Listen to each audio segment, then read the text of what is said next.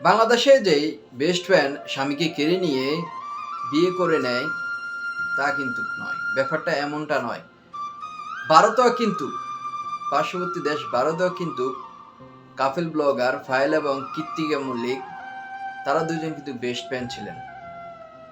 File 8 বছরের সংসার জীবন, স্বামীর সাথে 8 বছরের সংসার জীবনে একটি সন্তান হয়। তো সেই সন্তানের বার্থডে অনুষ্ঠানে তার বেস্ট ফ্রেন্ড ফাইলকে ইনভাইট করে। ফাইল সেই দাওয়াতে আসে। আসার পর ফাইল তার স্বামীর সাথে পরিচয় করে দিয়ে তারা এখানে ফটোশ্যুট করে, কারণ ছেলের জন্মদিন ছিল।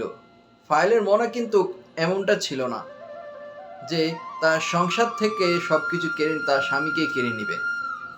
তারপর ফটো সেশন করা শেষ হয়ে গেলে ফাইল কৃত্তিকা মল্লিক চলে যায় ফাইল তাদের বাসায়। ফাইলকে তখন কৃত্তিকা মল্লিক কল করে বলে যে, বন্ধু, আমি যে তোদের বাসায় ছবিগুলো তুলেছি ছবিগুলো আমাকে দে, আমার লাগবে।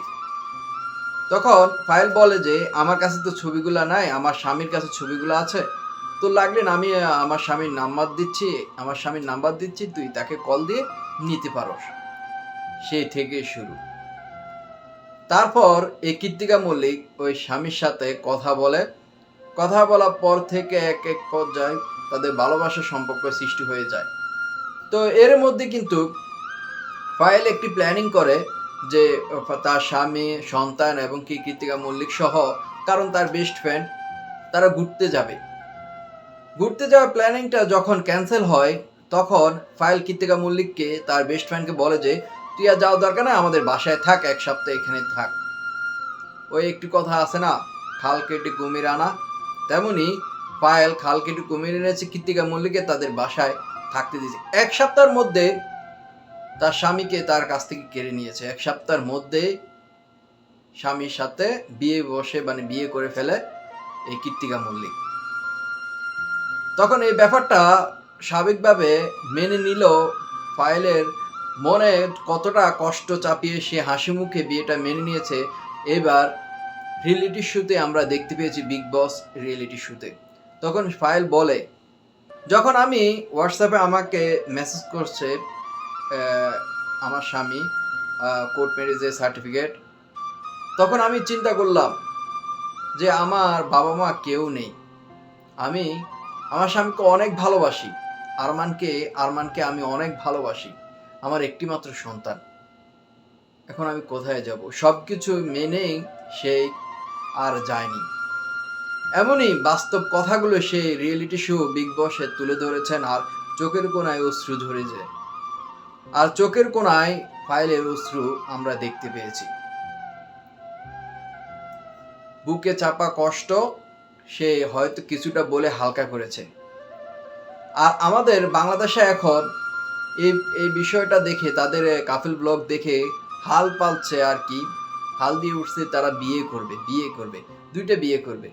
এখানে কিন্তু অবহেলিত হচ্ছে ফাইল নিজেই।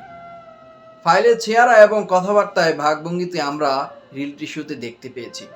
আপনারা হয়তো তাদের অভিনয় দেখছেন, বা তাদের ওই যে ক্যামেরার সামনে তারা ভিডিও বানায় আপলোড করে, ওইগুলো হয়তো তাদের ভিডিওগুলো আপনারা দেখেন, এগুলো সম্পূর্ণই তাদের অভিনয় দেখে আপনারা মুগ্ধ হয়ে যাচ্ছেন। বাহ, কি সুন্দর তারা দুইজন সংসার করছে, মিল মোহাব্বত, এটা হতে পারছেন।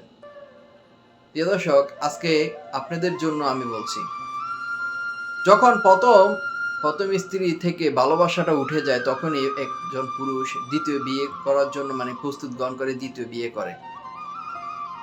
আমি বলবো যে তাদেরকে ফলো না করে আপনারা আপনাদের সংসারের দিকে একটু মনোযোগ হন, নিজেকে নিয়ে একটু ব্যস্ত থাকুন, সংসার নিয়ে একটু নিজেকে ব্যস্ত রাখুন, নিজের স্বামী স্ত্রী দুইজনের মধ্যে ভালোবাসা বাড়িয়ে তোলেন। আর আমি আপুদেরকে বলছি, পুরুষ মানুষ যেখানে গাছ দেখবে সেখানে মুখ রাখবে, এটাই স্বাভাবিক। তাদের আশেপাশে কোনো মেয়েদেরকে আসতে দিবেন না, এটার দিকে একটু আপনারা সাবধানতা অবলম্বন করবেন, সতর্ক থাকবেন। হয়তো আপনারা ভাবেন যে এতে কিছুই হবে না, আমার বন্ধু আমার বান্ধবী পরিচয় করাই দিচ্ছি, না, এমনটা নয়। বাংলাদেশেও কিন্তু এমনই ঘটনা ঘটেছে, যেমন তানিশা মিম কি করেছে সেটা আপনাদের আর কি বলবো, আপনার ভালো করে জানেন, একটু সতর্ক থাকবেন। ফাইল আর কীর্তিকা আরমানের মতো আমাদের যেন, আপনাদের যেন অবস্থা না হয়। ধন্যবাদ সকলকে। ভিডিওটা ভালো লাগলে অবশ্যই শেয়ার করে দিন।